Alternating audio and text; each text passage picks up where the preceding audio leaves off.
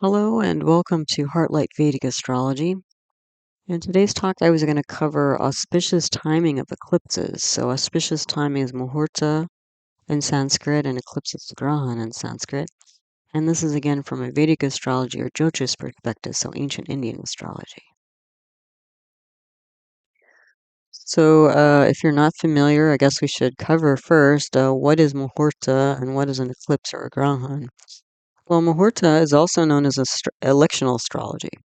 So, what astrologers can do is to look at how stars and planets are aligned, where they're sitting, and if they're in, beneficial places, then they can choose that time to begin a new activity. Okay. So, essentially, what this means is if somebody tries to do this, choose a beneficial time through looking at charts and stars and planets and everything. What they're essentially trying to do is align our energy and our intentions with the stars and nature, so that we're all, in the same, in alignment here. Yeah. So again, you can do this to the extent one can exert free will. So if you watch my video, types of karma as it relates to Jyotish or Vedic astrology, there are different kinds of karma. And one type of karma is called agama karma, and this is the karma of setting intentions. So it's like, when you're out to do something, what is the intention that you have with it? Is it is it a benefic intention? Is it a pure intention? Is it a kind-hearted intention? Or is it maybe a malevolent intention? So, um, again, but the thing is, you have to consider too somebody's birth chart. So if somebody has a birth chart where they have what we would say a lot of drid karma or fixed karma, and drid karma can be fixed either in a positive direction or negative direction, depending on somebody's, perspective.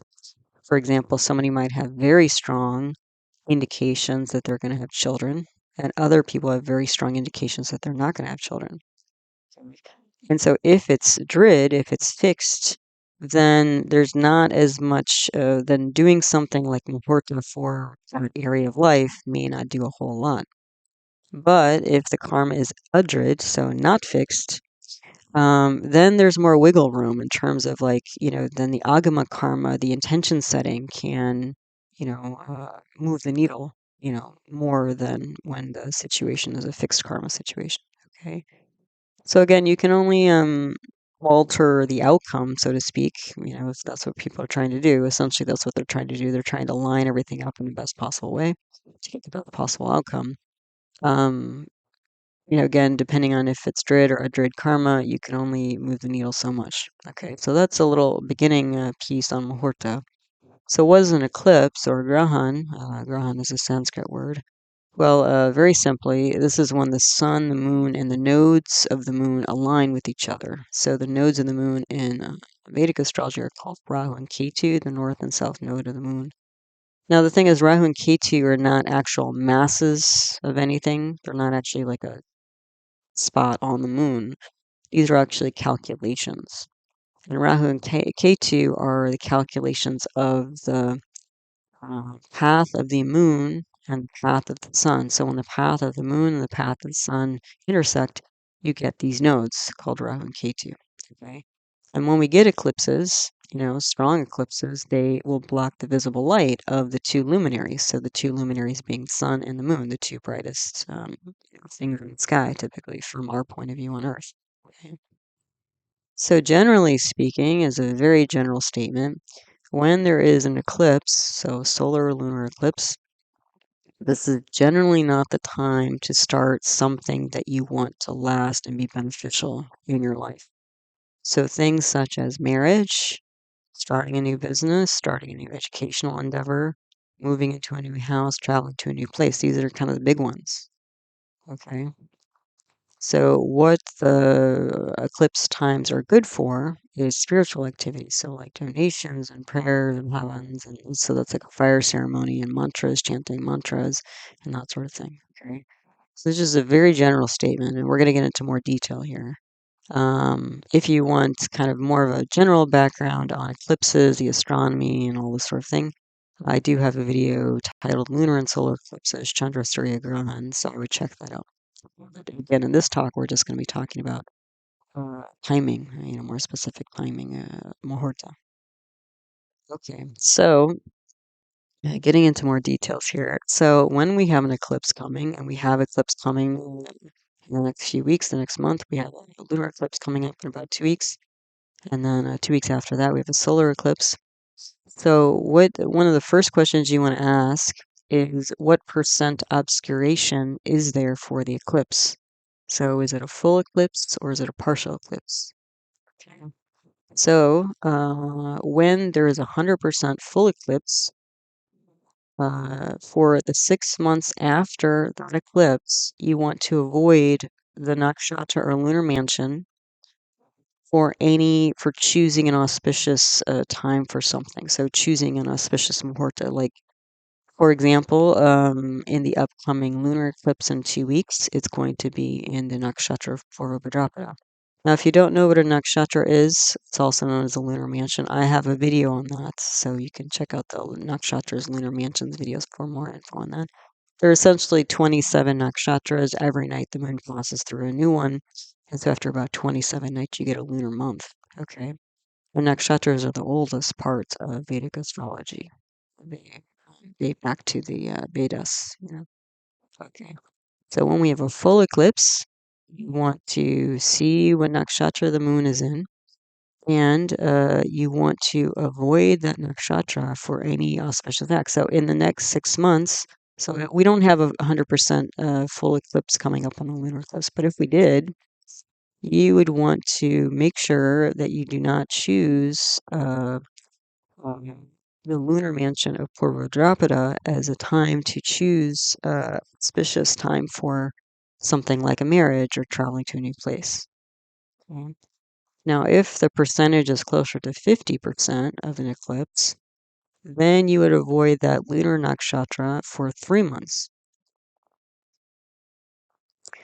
Okay. If the percentage of the eclipse is 25%, you would avoid that nakshatra for 1 month for, again, all these auspicious big events, life events. Now, just to clarify, when you have a lunar eclipse, the moon is going to be eclipsed, and so you definitely want to look at the nakshatra that the moon is in.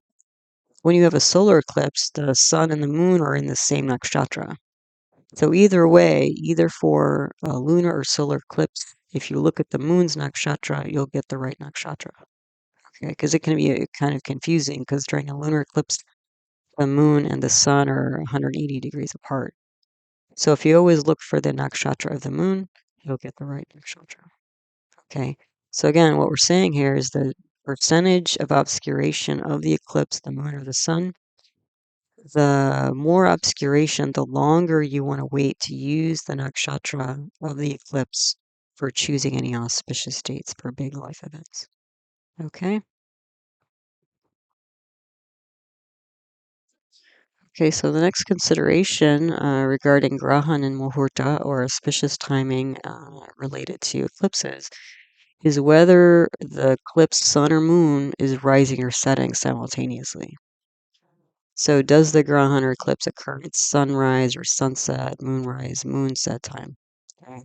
So if an eclipsed sun or moon is rising, then you want to avoid auspicious activities for 3 days after an eclipse plus the date of the eclipse.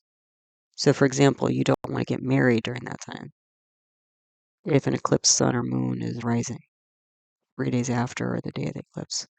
If an eclipsed sun or moon is setting, you want to avoid auspicious activities for 3 days before and the day of the eclipse. So if the eclipsed sun or moon is setting, avoid something like marriage or travel to a new place or starting education 3 days before and the day of the eclipse. Okay. Any other time, so you have an eclipse, sun or moon, as long as it's not, rising or setting, then you want to avoid auspicious activities 3 days before, the day of the eclipse, and 3 days after. So sunrise, moonrise, sunset, moonset, that has a little bit of auspicious energy that changes things a little bit so you can curtail the observation time. But otherwise, we usually talk about 3 days before, the day of, and 3 days after for not doing anything again that you want to be beneficial and lasting and a happy ending in your life. Yeah, be addition to your life. Okay, so now I was going to cover sutak. So sutak is literally means impurity in Sanskrit, but I guess in my mind I always think of it as like a kind of fenced. So sutak, the two previous slides I was talking about choosing an auspicious date for big life events like marriage or travel or sort of travel to a new place, not travel anywhere. But sutak is more on the day of an eclipse. There's certain observations that happen. Okay. So regarding sutak in terms of the timing, the first question you want to ask is the eclipse a solar eclipse or Surya Grahan, or is it a lunar eclipse or Chandra Grahan? Because that will change the amount of time that you observe the sutak. Okay. So for a solar eclipse, you observe sutak for 4 prahars. Four. Okay. Now there are 8 prahars between sunrise to sunset. So every day, though, sunrise the range, the time of sunrise and sunset changes. So, during summer, for example, each prahar is going to be a lot longer than a prahar times in winter because the time between sunrise and sunset changes. Okay, so prahar, depends on each day and the sunrise sunset time. Okay, but let's just say approximately 12 hours. Okay, especially if we're close to the what is it? Spring equinox and autumn equinox, fall equinox, right? When the sun and the moon are about the same. Then the day and night will be about the same. You'll get closer to about 12 hours. So approximately 12 hours, okay, because right? So we're doing like, what is it, half of a day. That's going to be about 12 hours. Okay. So approximately 12 hours before, and the actual eclipse time. Okay, so it's going to be 12 hours plus the actual eclipse time. So start, and the eclipse time we define as the start of the eclipse to the last umbra. Okay, so the last umbra is when there's a complete lineup of, the sun and the moon and the nodes. Okay, because before that you'll get a little bit of a shadow, but you won't actually get like a dark spot.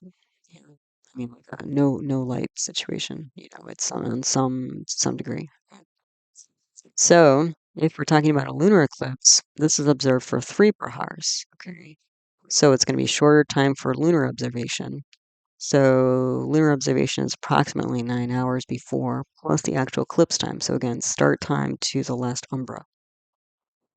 Okay. Now for children, the elderly, and people who are ill, they observe only 1 prahar for either the solar or lunar eclipse. Okay, so 1 prahar is approximately 3 hours. So for these folks, they do 3 hours before the eclipse and then the actual eclipse time. So again, start time to the last umbra. Okay.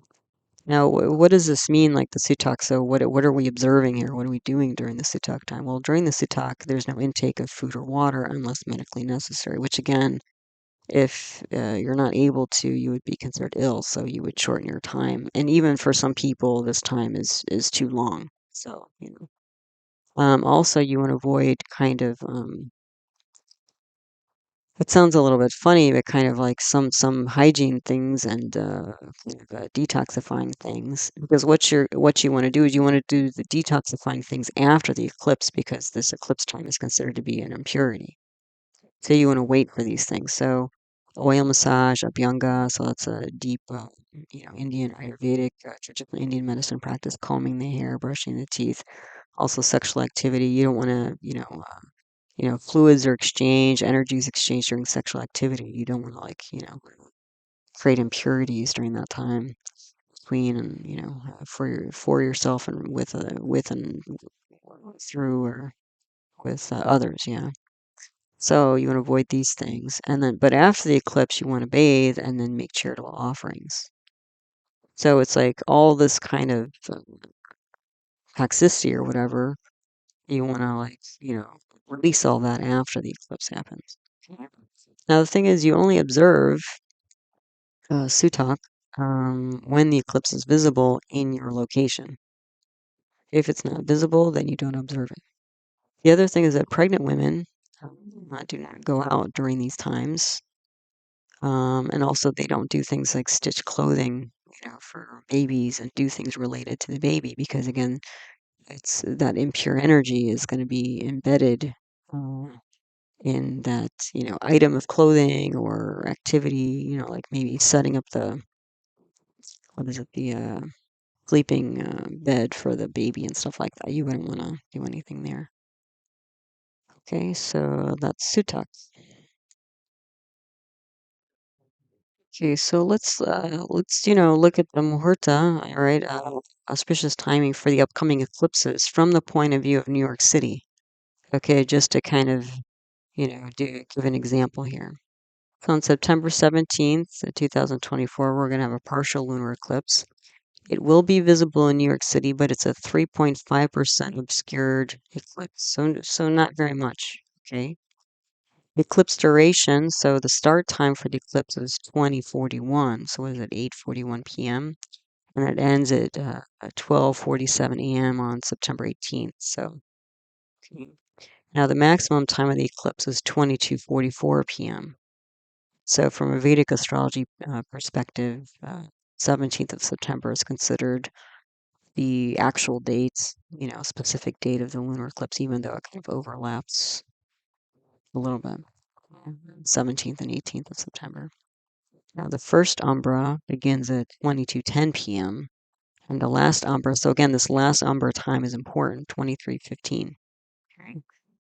Then sunset on September 17th is 19:01 p.m. And sunrise on the 18th is 6:40 a.m.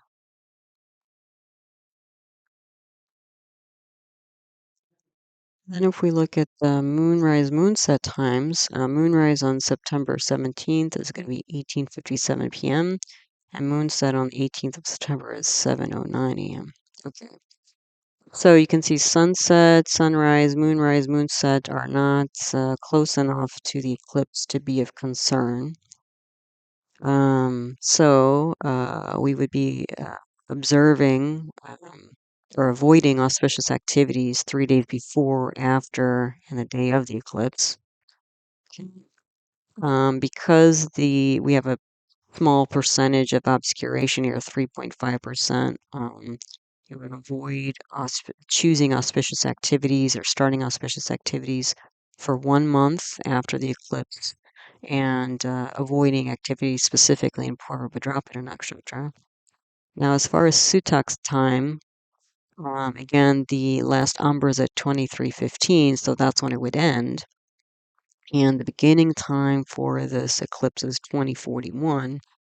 So for the general, and we have this is a lunar eclipse, right? So we're only going to avoid or observe Sutak for about 9 hours before the start, which again, for this particular day in New York, it's actually 12:50.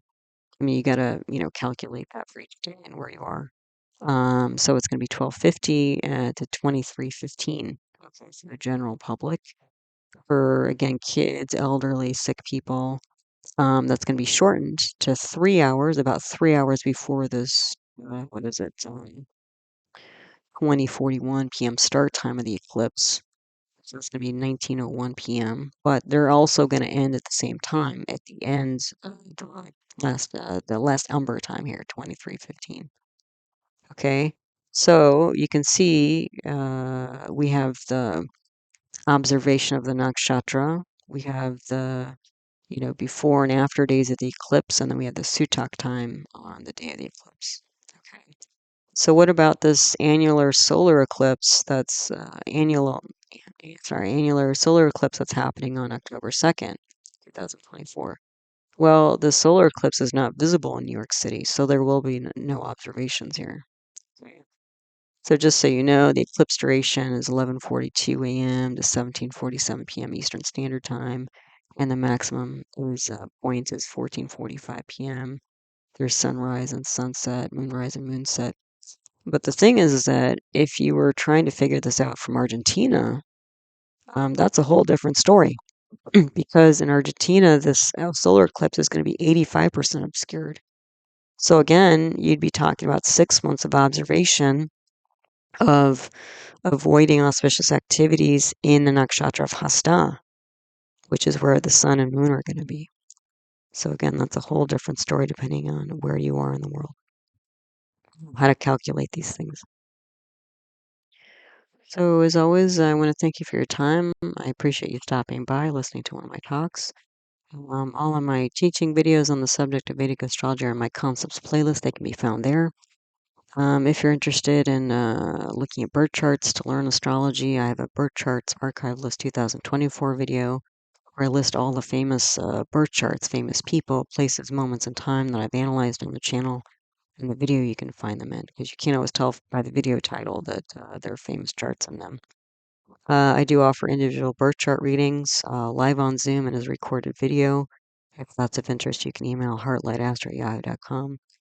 I have another YouTube channel on natural medicine where I cover other Vedic arts such as Ayurveda, traditional Indian medicine and yoga, and other paradigms of medicine like homeopathy and naturopathic medicine. The name of that channel is Nature Source Care. That's out there too. So thank you for all the ways that you support my work and support the channel. Listening, stopping by and listening, liking videos, comments, subscribing, sending in donations. All of it's very much appreciated. So thank you for all of that. So as always, I hope you found this talk helpful, useful, and interesting to you as you learn to navigate the energy cycles of your own life. So until the next one, take care. Namaste.